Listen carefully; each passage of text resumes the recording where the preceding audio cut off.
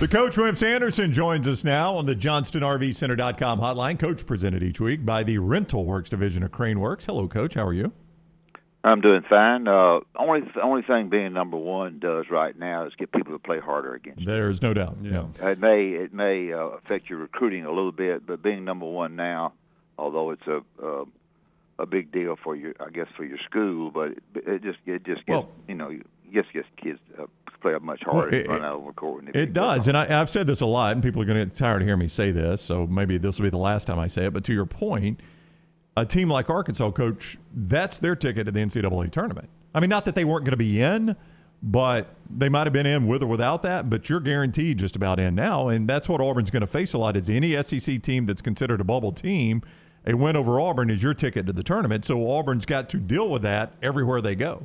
Well, we have 5 teams in the league that are decent teams. Now, I'm going to include Alabama in one of those because not because it had nothing to do with me, because I studied the schedule, and the schedule for Alabama is a possibility if they get their heads screwed on right, maybe lose at Kentucky, be about it. But Auburn, Kentucky, Arkansas, and Tennessee. Now, Tennessee with the big guy hurt is going to be not as effective as they need to be, and I think Alabama will jump in there as well. Last night, it was a who gets it, shoots it kind of deal. Arkansas did a really good job. You realize in the first half that Arkansas got no offensive rebounds, and the reason they didn't, all 5 went back, and they found their people defensively, and they defended the guards very well. No offensive rebounds in the first half. Now, that means no cheap baskets by Auburn the way they had against Alabama. No 3-point plays on the cheap shots, and that was certainly a starter for Arkansas. Williams stayed in the middle of the lane, hung out. Now, Kessler's a good player and did a great job and is very good. But Williams stayed in the middle of the lane, got the rebounds, did a really good job. Didn't try to get out there and guard him too heavily where they could pick and roll him. There wasn't any pick and rolls there against Kessler. He got him on his own off the glass. So I thought Arkansas played smart. I thought the guy did a good job preparing for the game. So that was strategy you're saying from Musselman, because, I mean, when you're watching that game, you get frustrated if you're pulling for Arkansas. Let's just say that you had Arkansas plus 1.5 because you can't pull down an offensive rebound. I mean, you're exactly right. You're exactly right, LT. You're sitting there saying, why can't we get a second and third shot? Well, the reason you can't, we're not going to let them get a cheap basket on us. Now, one may fall in our hands, and we'll take it. One didn't even fall in their hands. I charted it. They only had for the whole game 11 offensive rebounds, and those were all the second half. And so that was the key right there. Get back and get to those guys. Johnson tries to do everything, and he had a bad night trying to do it. The shot that the other kid took wasn't a very good shot. Wendell Green at the end? Yeah, it wasn't a very good shot. You can analyze it all you want to. That's not what you want at that particular time. So Auburn is a very good basketball team, and I'm not saying they're not good. I'm just saying being number one right now makes people play harder against you. That's all I'm saying. Wimp Sanderson is with us on the JohnstonRVCenter.com hotline. JD wants me to ask you about Alabama occasionally mixing in some matchup zone or doubling the ball out front to eliminate the drive and dish or the pick and rolls like you saw in the Auburn game. What do you think about Alabama mixing up the defense a little bit with a little bit more matchup zone? Well, they just don't play any zone. I don't know that they work on it. I think zone is good. I think zone stops penetration. If you'll note, in the Alabama Auburn game, Auburn has a terrible 2-3 zone. I told you that, but they went to it and it affected Quinley driving. So it does. I don't know that you have to spend some time on it, and you have to know where the shooters are on the perimeter. For example, if you were playing zone against Alabama, you wouldn't go out and guard Gary because he's not going to beat you. When I was scouting, I'd say number 15 and number 16. If they make a 3 on you, it's on me. If they make 2, it's on me. But after that, it's not on me. So they're gonna make them. So you got to know who the shooters are, who the shooters are not, and then you gamble on that basis. There. Now, last night, I thought both teams jacked up some. Both of them, I think, made 8 threes, but they jacked up some shots. There wasn't anything run. I'm not coaching their team, but there wasn't anything run to really get a good 3. They just took the dribble, kicked it, penetrated, threw it back out, and let them shoot. And they just didn't do much of that. They did pass the basketball inside well. And the Kesslers, as LT mentioned, I think today or yesterday, whenever, he's very, very good, a heck of a player, and Smith can really drill it. And Auburn's very good. I don't know if the schedule favors them not to lose anymore. The coach, Wimp Sanderson, with us on the JohnstonRVCenter.com hotline. He joins us courtesy of the Rental Works division of Crane Works. They also want us to ask you in the Farmfolio chat room if you would have ever taken your shirt off to celebrate a win. No. I mean, national championship? You wouldn't have done it? No, I don't think I'd take my shirt. I don't think anybody wants to see my shirt. I would have done a lot of crazy things, but I'm not sure that I'm not sure I would have thought about taking my shirt off. Dunaway would have gotten butt naked if you would have won a national championship. Just for you winning it, much less him coaching. Forget it. me coaching it. If you're Godfrey and Farmer team, I'd have been running around the streets of Alabaster butt naked. Yeah, well, I'd been right in behind you. Yeah,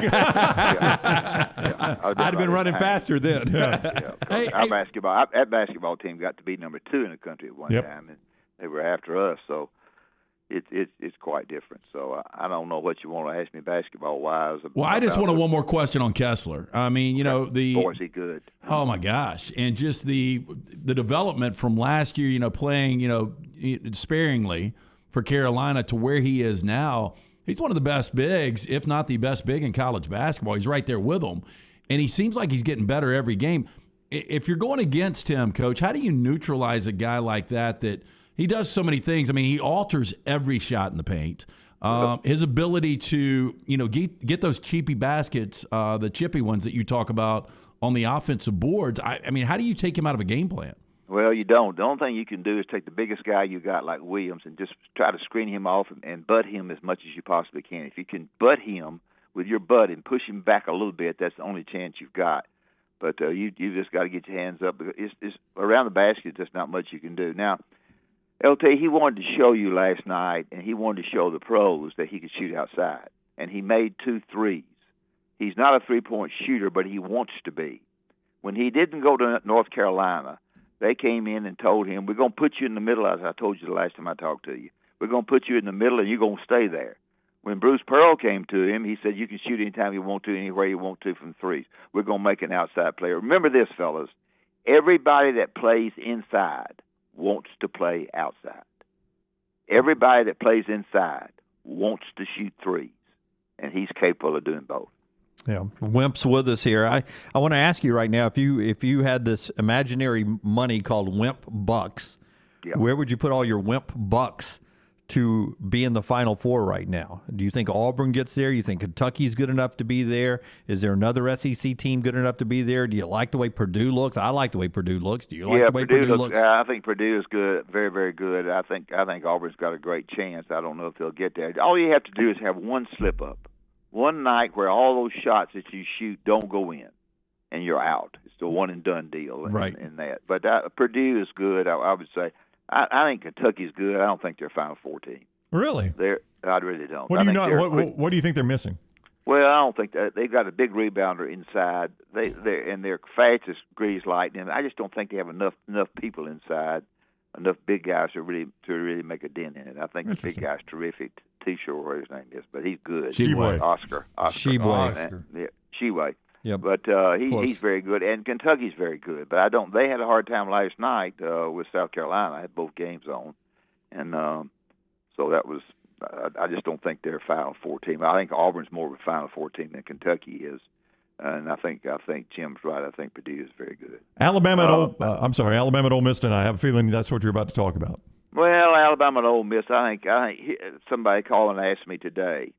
The answer to the question for Alabama to win is their head screwed on right. Okay. If their head is screwed on correctly, and they are ready to play, and they are anxious to play, and they're happy to play, and they forget about the past, Alabama wins.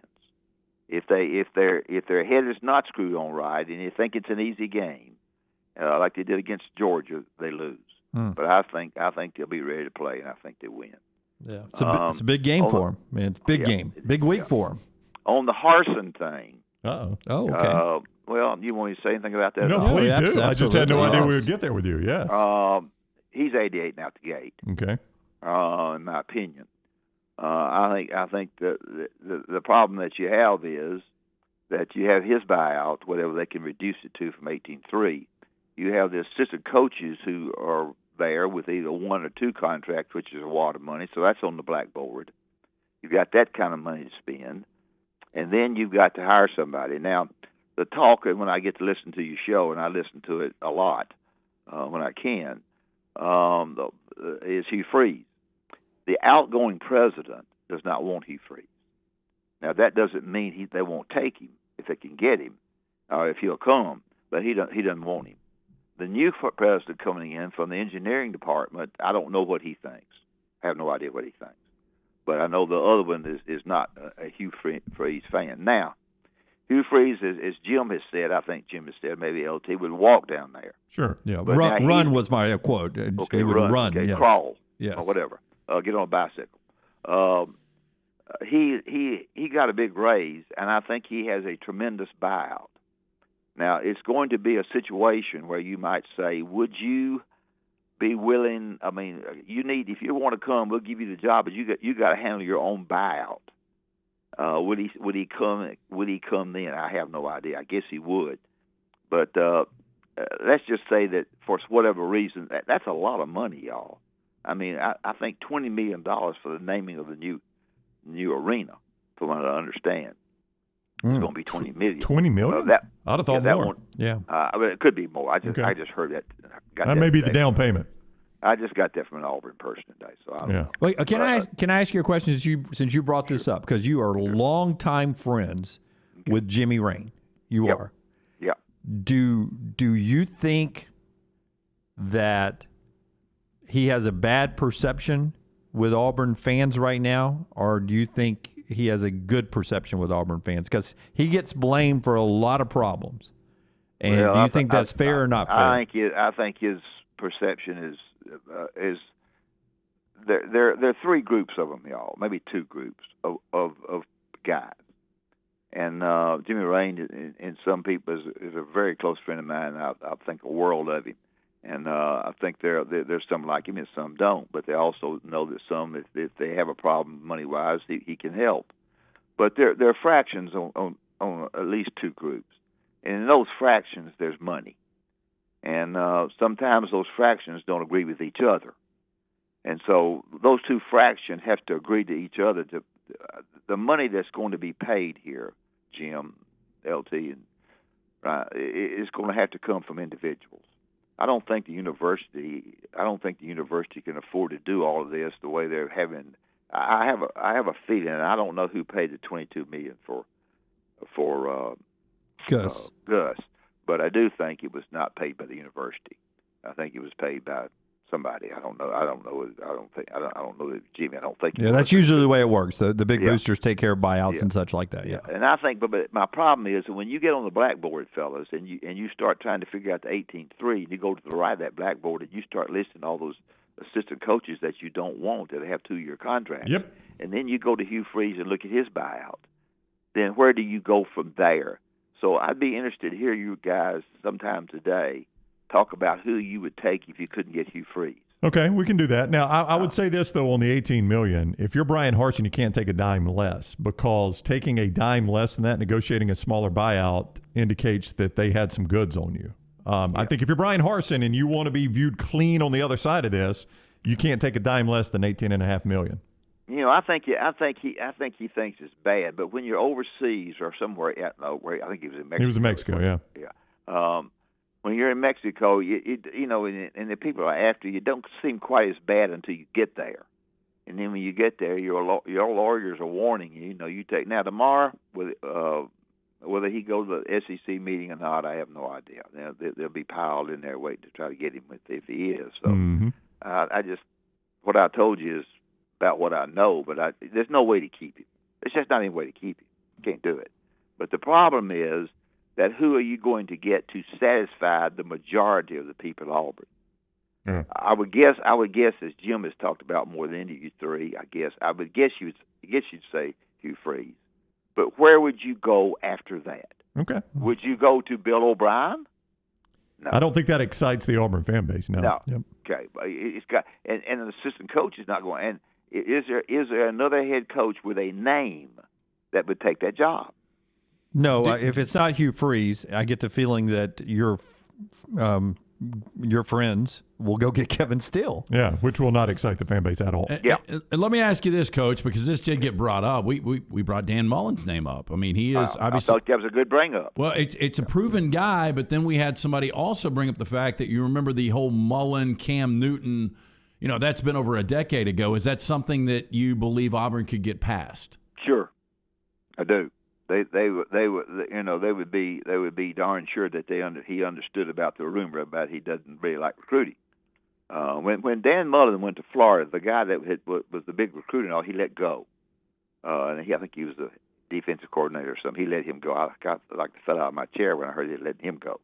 But I think Dan Mullen that's a good point. That's a good name because that's a name that everybody say, oh, okay, he scored against Alabama, could have beaten them 2 or 3 times, all those kind of things. So that would be one that you guys could discuss. I may be dead wrong. I know for a fact. I know a few facts. I don't know everything, but I do know I don't know how the incoming president is going to feel about the outgoing president if the outgoing president doesn't want Hugh. Yeah. And I don't know how much the buyout is, but I think they gave him a booger bear contract. All right, he is the coach, Wimp Sanderson. He is with us on the JohnstonRVCenter.com hotline. And Coach joins us each week, courtesy of the Rental Works division of Crane Works, Coach. Well, yeah, David Upton does a good job at Crane Works. Crane Works has a lot of in-home projects coming up, corporate construction jobs you need to check on with Rental Works, because Rental Works is a division of Crane Works, and they have everything from landscaping equipment to excavators. Check out their full fleet on Crane Works. They'll do you right. David's a terrific guy, and I appreciate them having me on, and enjoy the visit today. We'll see what happens. All right. Love you, Coach. Thank y'all. Nope.